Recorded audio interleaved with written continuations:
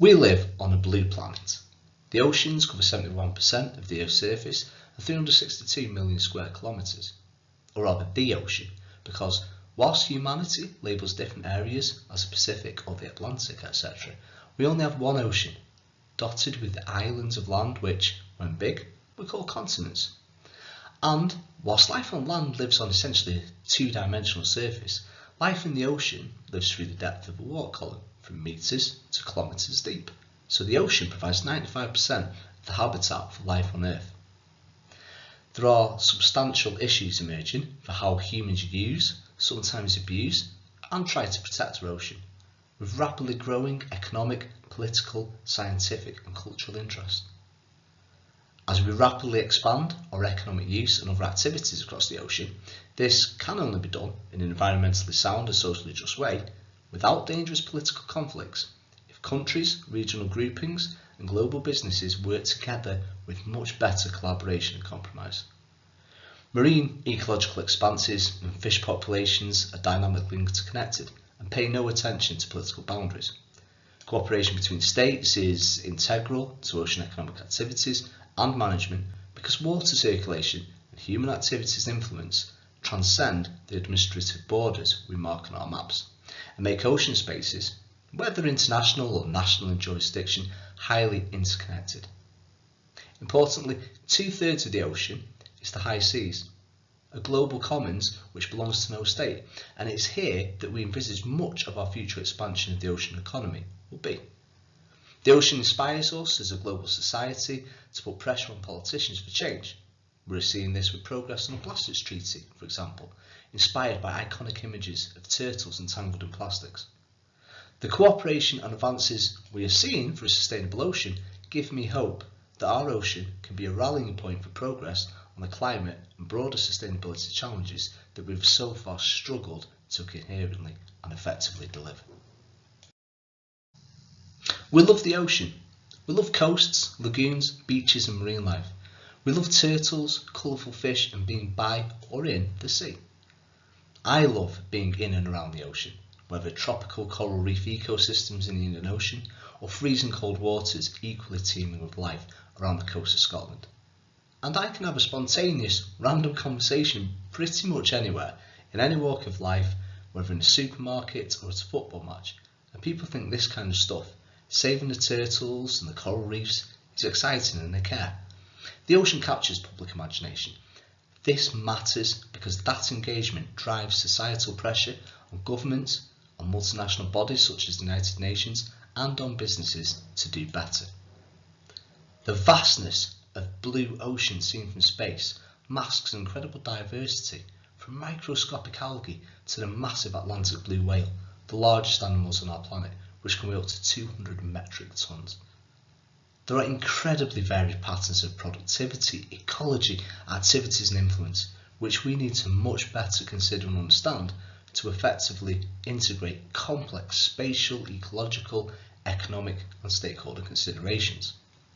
The health of our ocean and the benefits we get from it is under threat, and our scientific understanding and approach to managing the ocean is not keeping up with the rapidly expanding activities, intensive use and geographical areas we're impacting. Coastal areas, both the waters and the land, are on the front line of climate change impacts, bearing the brunt of changes in storm intensity, flooding, sea level rise and salinity and temperature changes.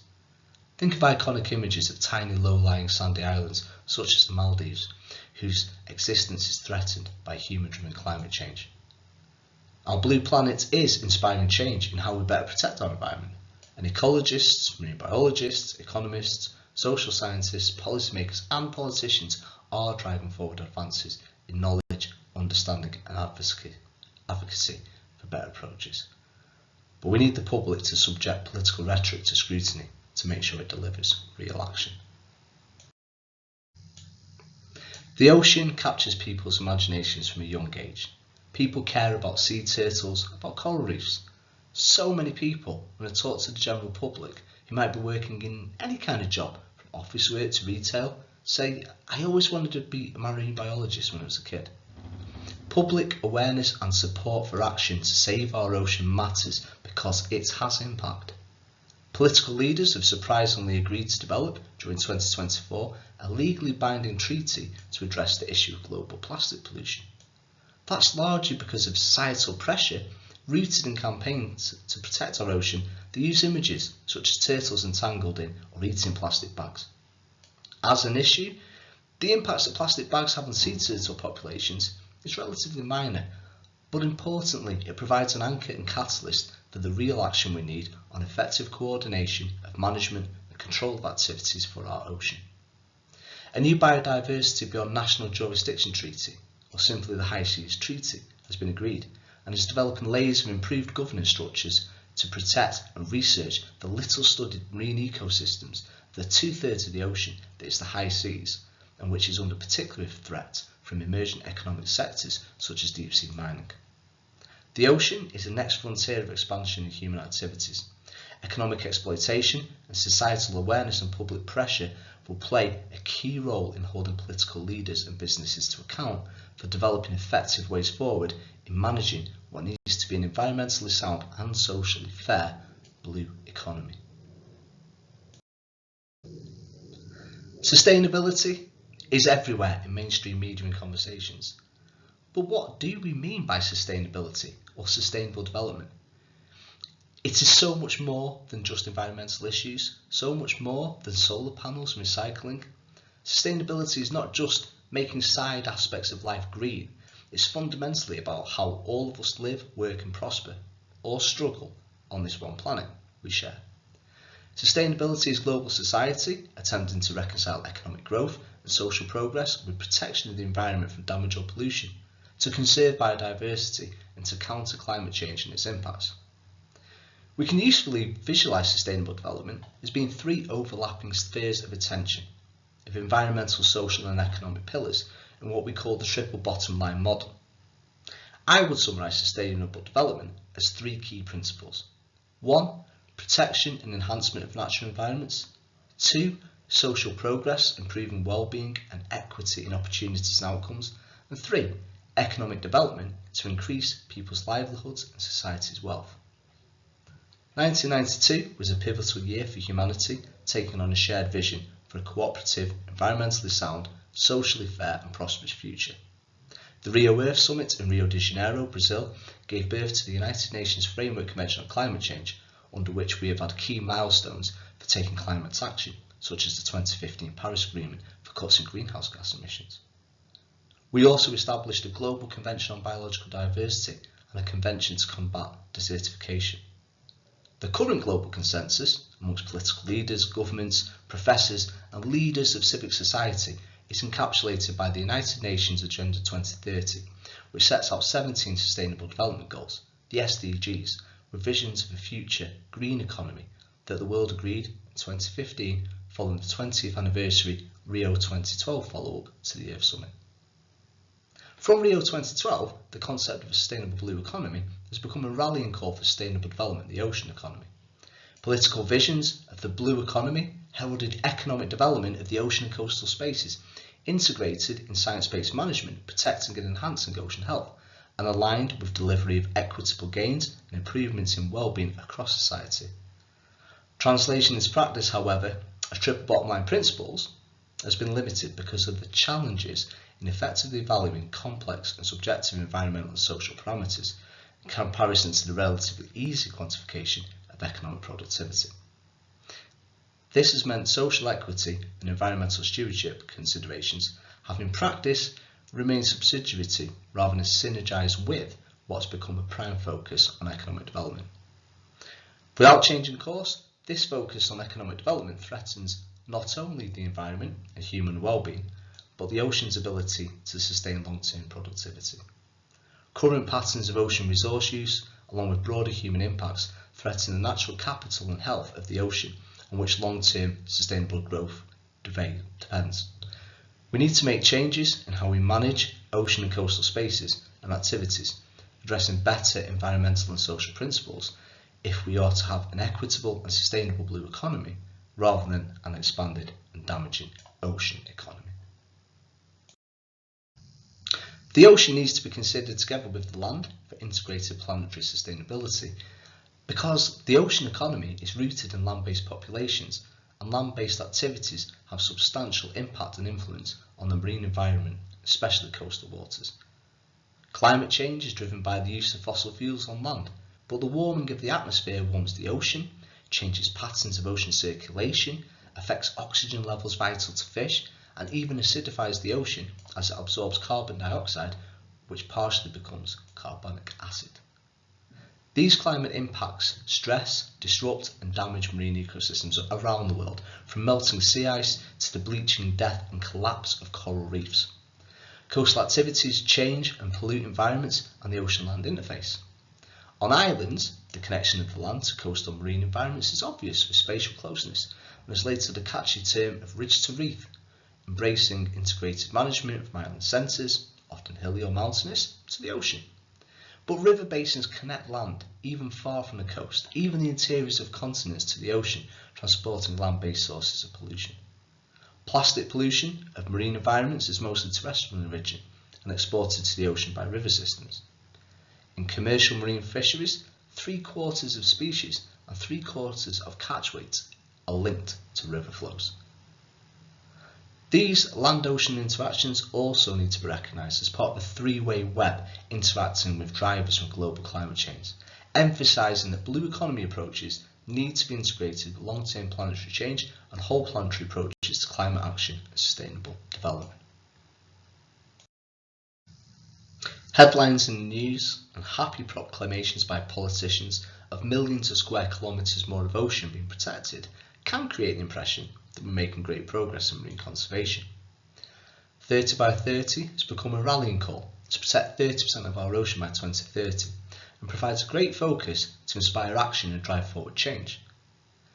But behind simplistic targets, politicians are failing to heed the advice of marine ecologists and conservation experts that quantity needs to be underpinned by quality, and that it matters very much which 30% is protected, and how a myriad of marine protected areas across our ocean need to form a coherent network. Our ocean has incredibly varied patterns of ecosystem, habitats, biodiversity and function.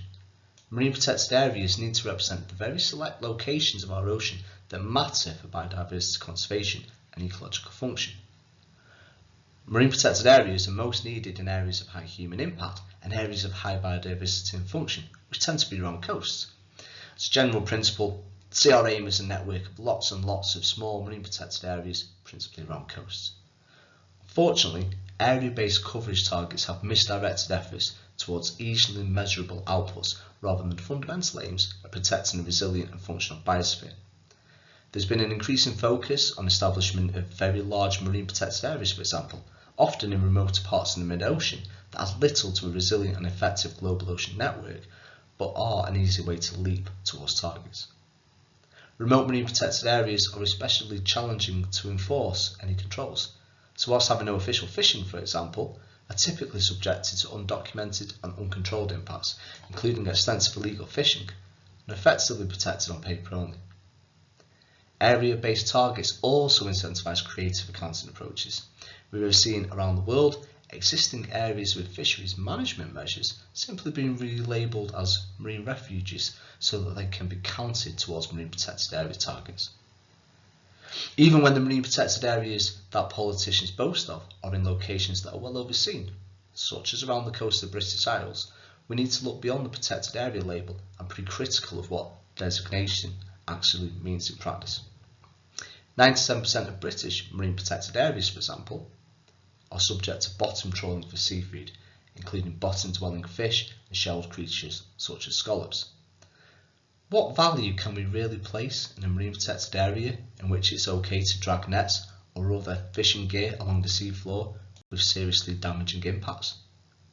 Progress towards 30 by 30 needs to become progress towards a coherent network of properly designated and enforced marine protected areas that map appropriately to patterns of productivity and ecological function across our ocean.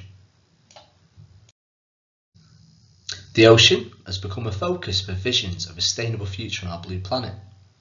Political visions of a blue economy future, of a future in which we expand our use and development of ocean and coastal spaces in an environmentally sound way for the benefit of all, however, Contrast with a prominent role that petroleum exploitation and the development of oil and gas industries has as a key pillar of many blue economy policies and programmes. Taking climate action and moving away from fossil fuels is right there at the top of the mainstream sustainability agenda as we strive to address the emerging climate emergency. Increased fossil fuel use directly contradicts the climate action we urgently need to take. Deepwater petroleum exploitation also risks serious negative impacts on marine ecosystems and little studied seabed habitats, and threatens existing key economic sectors such as fisheries. So, how can politicians even be considering new oil and gas as part of sustainable development? Well, the problem is that we have a global governance failure, meaning climate costs are spread out and shared globally, but lucrative economic benefits accrue to oil producers. So, when economically and technically viable, nations are unable to refuse the economic benefits.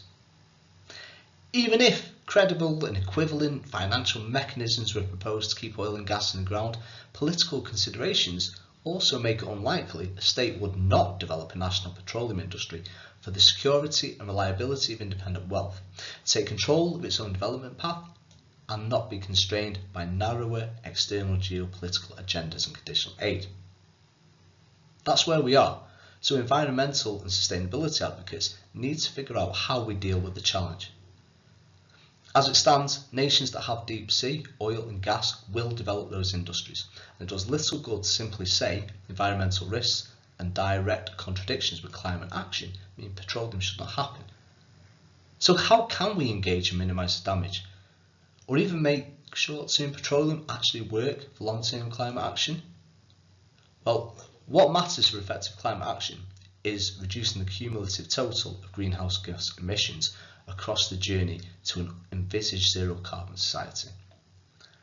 Unavoidable short-term oil and gas could finance an accelerated transition to zero carbon and, if done effectively, reduce the final total carbon emissions. But be aware that is a very big if, and realising such potential needs robust institutional arrangements, advances in management of environmental impacts, development aligned with sustainability, strategic expertise and political will. Mining of mineral resources, of metallic nodules in remote deep seabed environments is emerging as a potentially significant area of interest for blue economy frameworks for sustainable development of the ocean. Seabed mining has environmental and political implications that need addressing to minimise damage, but that could also offer substantial benefits. How can seabed mining, with the obliteration of expanses of seabed scattered with metal-rich nodules that took tens of millions of years to form, reconcile with our vision of a healthy future ocean, integrated with human society and supporting livelihoods in an environmentally sustainable way? Well, deep sea mining would take place mostly in previously unresearched areas of the seabed, and mostly in the global commons of the high seas that needs collaboration advances to govern and licence, as well as providing a vital supply of critical rare earth metals for clean technologies. Deep sea mining could and should direct investment to research in the seabed and acting as a political driver for effective governance mechanisms and international collaboration in managing ocean spaces. But there will be negative impacts, such as the destruction of unique seabed habitats, along with risks of pollution and potential invasive species. Ecological and circulation connectivity mean there are also substantial risks for wider marine ecosystems and fisheries, with noise and sediment plumes affecting shallow and surface waters. There will be serious difficulties of monitoring, regulating and enforcing effective environmental governance on such an out-of-sight industry. Opening up this new frontier of resource exploitation would ideally be done in tandem with a shift in how we use such resources. Mining should be for a finite time, stocks of metal recycled and reused as we transition to a circular economy, rather than being an ongoing forever of an inherently destructive industry. Political visions of a sustainable ocean future are of equitable and environmentally sound development and expansion of ocean exploitation, use and activities.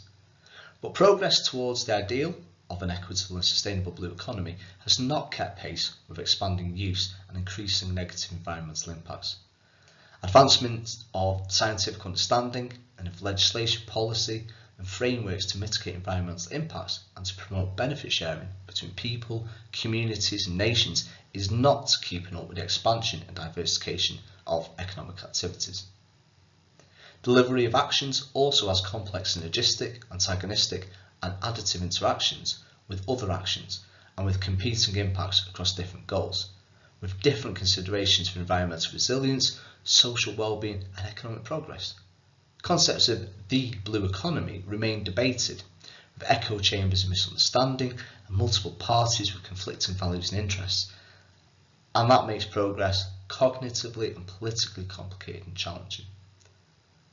But while there may be no perfect or unanimously accepted solutions, and there are no easy and quick answers, the transition from an ocean economy to an equitable and sustainable blue economy can and should embrace incremental progress, compromise on multiple benefits, and address the emerging contradictions and conflicts hindering effective delivery. Importantly, with 2/3 of the ocean being the high seas, the global commons, expansion of the ocean economy into these areas means serious advances in collaboration and the development of benefit sharing mechanisms across the global family of nations is needed. And cooperation between states is integral to ocean economic activities and management because ocean spaces, whether international or national in jurisdiction, are highly interconnected through water circulation, ecosystems, fish populations, human activities and influences. Current approaches to global sustainable development through the United Nations Agenda 2030 Sustainable Development Goals and to climate action through the UN Framework Convention on Climate Change are struggling because of limited mechanisms for compromise and appropriate sharing of costs and benefits. The cooperation and advances needed for a sustainable ocean offer a foundation for better progress on the climate and broader sustainability challenges that we have so far struggled to deliver. I am a lecturer in environment sustainability at Keele University in England, with family roots in the island nation of Mauritius in the Western Indian Ocean, and my interests have become focused on blue economy approaches to integrating sustainable development, climate action and conservation linked to coast and the ocean. The ocean is emerging as the next frontier in human political and economic expansion. I work on bringing together balanced considerations of the complexities of a sustainable ocean economy, healthy marine environments and a prosperous and socially fair human society. I'm interested in how the emergent principles for an equitable and sustainable blue economy can overcome practical challenges and become part of mainstream societal life. There are real challenges in how we can reconcile apparent contradictions and resolve conflicts, but it's only by embracing those challenges that we can improve often flawed approaches and not destroy the health of our ocean, with the serious implications that will have for planetary health and the prosperity and well-being of society for future generations. The need for collaborative agreement and shared coastal and ocean spaces means ocean-focused sustainable development gives substantial opportunity for robust evidence-based debate and for the hard work needed to improve our sustainability approaches. More than that, I argue that blue economy frameworks and international working can, beyond the ocean, inspire popular imagination and political will to advance global collaborative working for a society-wide, truly sustainable future. Get in touch if you want to explore what we might do together.